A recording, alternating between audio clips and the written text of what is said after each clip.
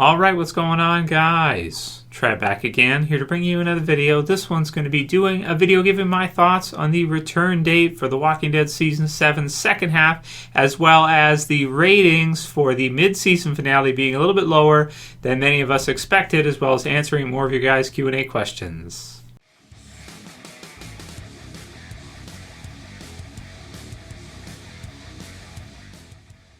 And spoiler warning, if you guys have not seen the mid-season finale as of yet. So if you guys missed it, I posted a video earlier on today on just who I think the guy with the boots is.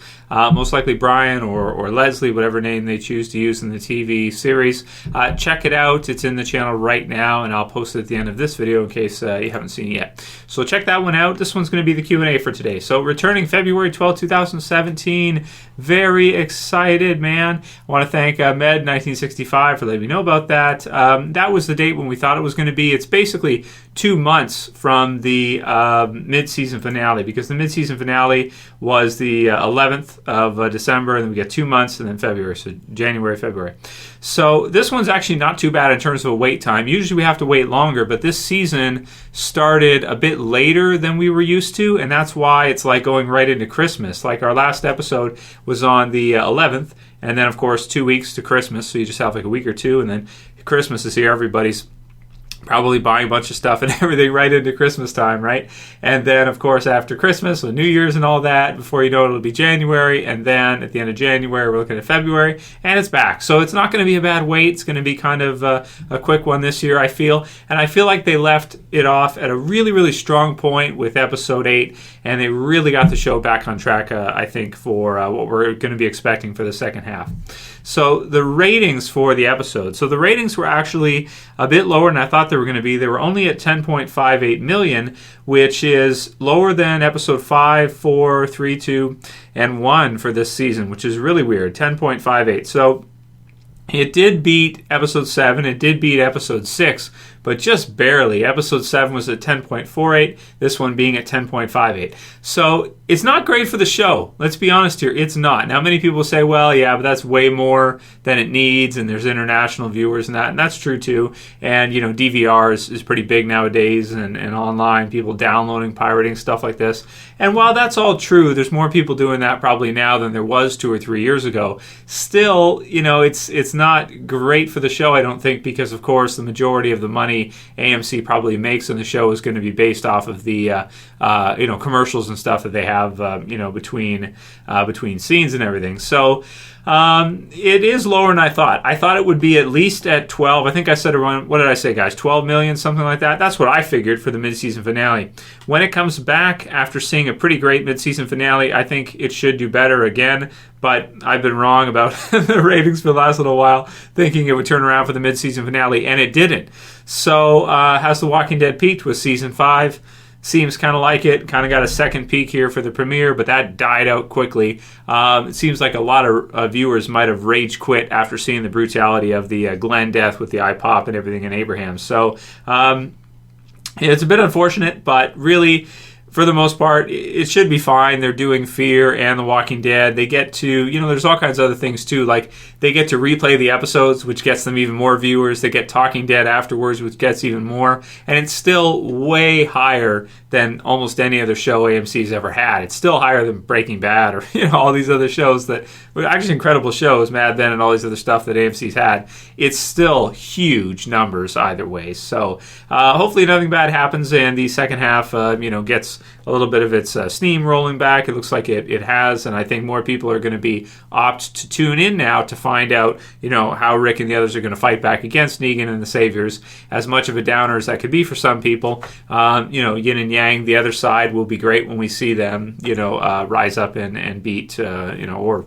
fight against Negan and the Saviors and see what happens. So, a bit unfortunate, but hey, it's not terribly, it's not horror bad. It's bad, but it's not absolutely horrendous or anything. The show's probably not going to get canceled anytime soon. Let's put it that way. But it might affect budget and things like that if it continues at that level for a long period of time. Though we do know that AMC, with regards to their budget, they're not as opt a lot of times to put as much money into stuff as other networks. They're a little bit frugal, let's say, a little bit cheap sometimes. Jermaine Wolf says, good vid, Trev. We are in for a big second half when The Walking Dead returns. And I agree with you, Jermaine. I think that the second half is going to be even better than the first half for sure.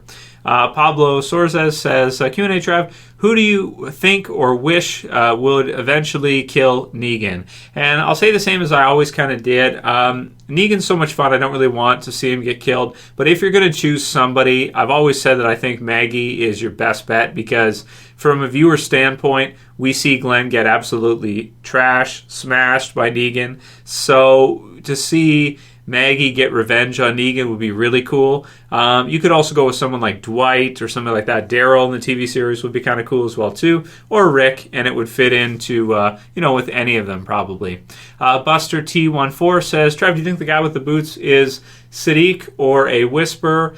He was the guy that told Rick about the Oceanside in the comics. I think he's talking. So I don't think so. I don't think it's either of them. Whisperers, no. I mean, it's not too early for a Whisperer Easter egg, but it's too early to bring the Whisperers in, I think. That's for sure. So no, I think it's the guy, as I mentioned in the video earlier. I'm pretty sure anyway. But again, you never know, but most likely that's who it is. IIItristestigres says, Trav, the finale scene, did it make you cry? And with a question mark. And so just to say, no, it didn't make me cry. Kill the fly here.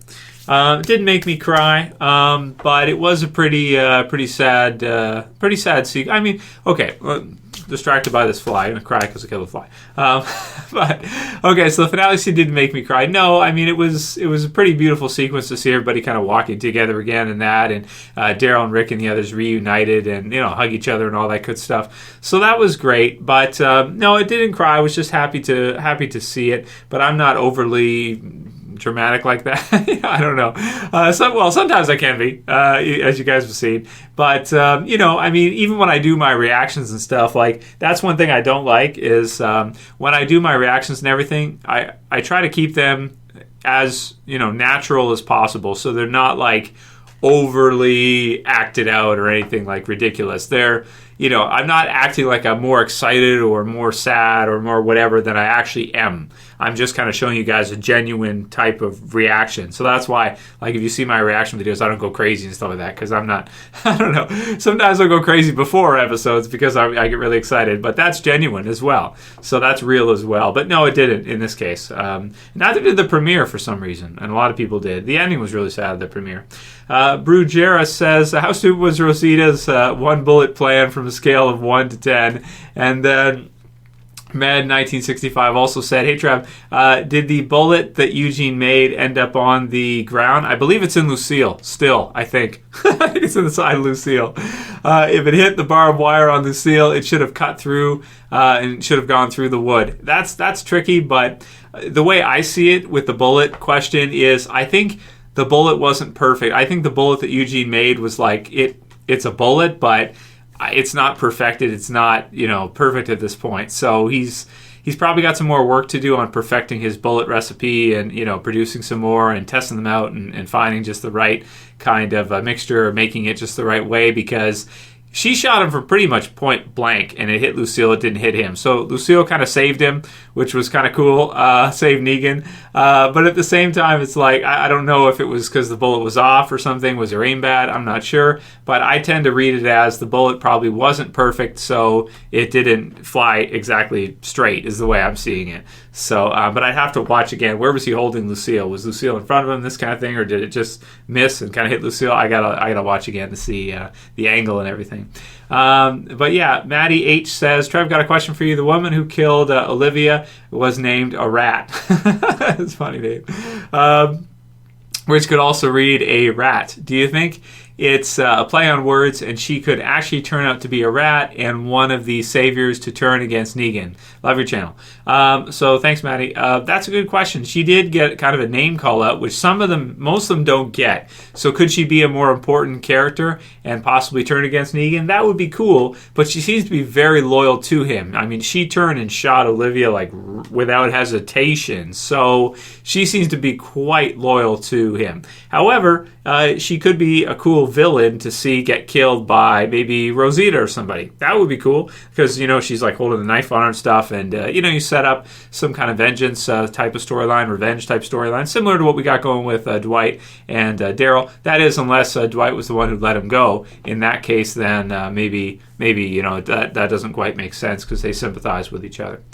And last one will be from Marcus in HD, and he says, "Hey Trev, does it bother you that Negan can't stop leaning back? He's always leaning at least once per scene. It's driving me mad." No, it doesn't bother me, Marcus in HD, because I feel like JDM is trying to be, you know, a little bit more like crazy, a little bit more kind of out there and nutty than you would normally be, and he probably would normally be as an actor.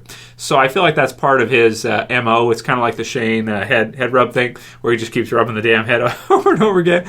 Unless you watch it back a lot and look for it, you don't really notice it. Like, I never noticed the head rub until I watched one of those online joke videos. What was it called? I forget. I don't remember it at the moment. The one where Shane rubs his head all the time. Is it on his trailers or one of those? One of those. So, you know, it's kind of like that type of thing. It's like a mannerism he has or something he does as Negan to be kind of like overly enthusiastic or something.